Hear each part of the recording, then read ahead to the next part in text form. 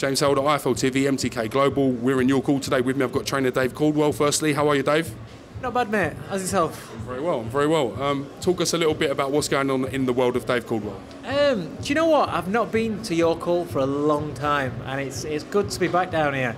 Been some really good nights, some good fights. I've actually got some good memories here. You know, both Kell Brook and Ryan Rhodes won British titles here. So yeah, it's nice to be back. Obviously some big fights coming up and some big news in the world of heavyweight boxing. We've seen the rematch will take place between Tony Bellew and David Haye. Firstly, what's going on with the whole situation?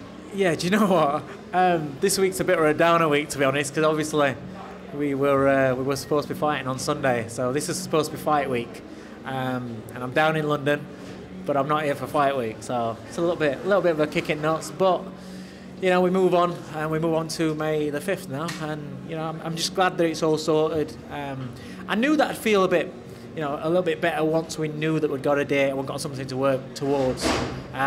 So yeah, it's just all about May 5th now. Working, you know, we're going to work through Christmas. Obviously, Tony's just ticking over. He still looks in good shape. He's working for Sky tonight, so we're going to do some work over Christmas, and then after Christmas we'll kick on, and you know, it'll be hard work from then on. Any worries from your guys' point of view that the fight won't take place May the 5th? Is there any concerns or anything that you're thinking about at the moment? Yeah, do you know what? Obviously, I'd be lying if I said, no, I think it's 100% going to happen. You just never know, you know. Literally, it is a 50-50 at the moment with David Haye. But the saving factor I've said before is that it's a fresh injury. It's not like it's an injury where, you know, his Achilles went again or his old shoulder injury went again.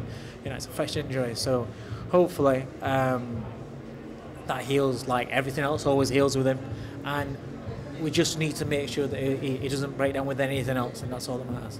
One of the most entertaining things that happened on social media recently was the exchange between Tony Bellew and Tyson Fury.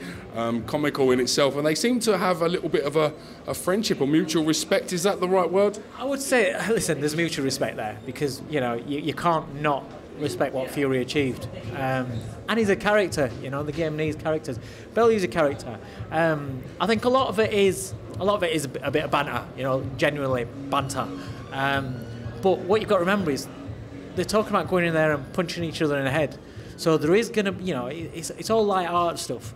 But once if the fight happens, then there's going to be a needle, because they're two kinds of personalities where they don't want to be your friend when they're going into fight, or they're preparing to fight for you, to fight you. They don't want to be your friend. They want to do damage. They want to hurt you. So although it's good-natured banter, the closer it gets, the more needle it will get. And then when one of them pisses the other one off, the other one's going to come back, because they're both witty guys, and it'll just get a little bit more personal, and then, you know, it might be a little bit nasty at times, but you know, it's just the personalities that they are. Let's talk about Tyson Fury getting the UCAD ruling, everything out of the way. He's now ready to apply for his British Boxing Board of Control. Firstly, what were your thoughts on that situation being sorted out? It's just all confusing, really. The whole thing, why it took so long to get sorted. I haven't read the full ins and outs of it, so I don't really know enough about it. But it's not great, is it? You know, it's. Right. You know, what is it? It took them 16 months to sort it out. I don't understand why. If you failed something, then why has it not just been sorted straight away? Why has it taken so long? If you haven't failed something and it's inconclusive, then you know, I just don't get it. There's a lot of. It just seems to be a bit of grey areas. I mean, you know, I'll have to look at it properly. But my problem is you know, it's just happened. There's a lot of stuff going off at my end, what I'm sorting out. With other things, I haven't looked deep into what the whole, you know, results of the case is and everything.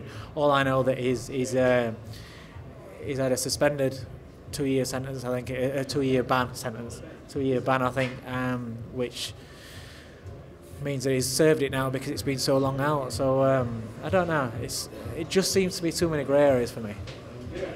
Potentially massive clash, Tyson Fury, Anthony Joshua. Do you think that could be the biggest fight British boxing has seen maybe in the last 10 years, if it does finally get signed off?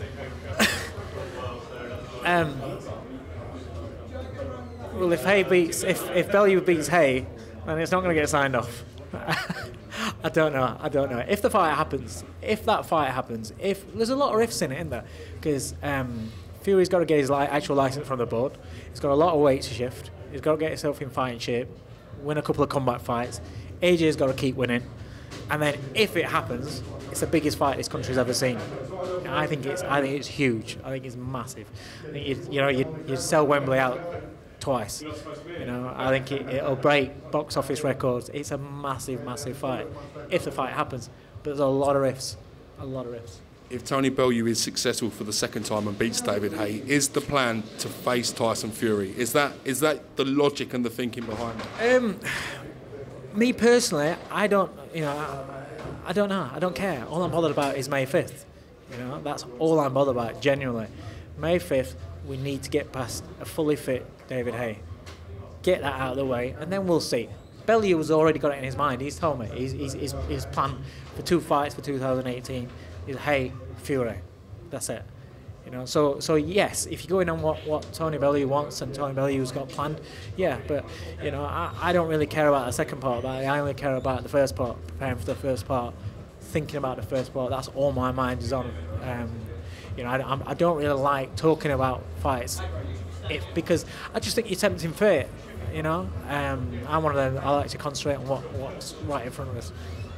Billy Joe Saunders going out to Canada to defend his WBO world title. Massive fight, big chance for Billy Joe Saunders again to show his dominance and prove he belongs at that elite level. What chances do you give Billy Joe of being successful out in Canada? Do you know what? I think he's going to look $1 million. I really do. I think styles make fights. I think David Lemieux, yes, he can punch. He can punch. He can really punch. But for me, he's too slow-footed and he's too predictable to beat Billy Joe Saunders, unless Billy starts getting tired or switches off and he gets caught with a big massive shot. But then Billy can take a shot.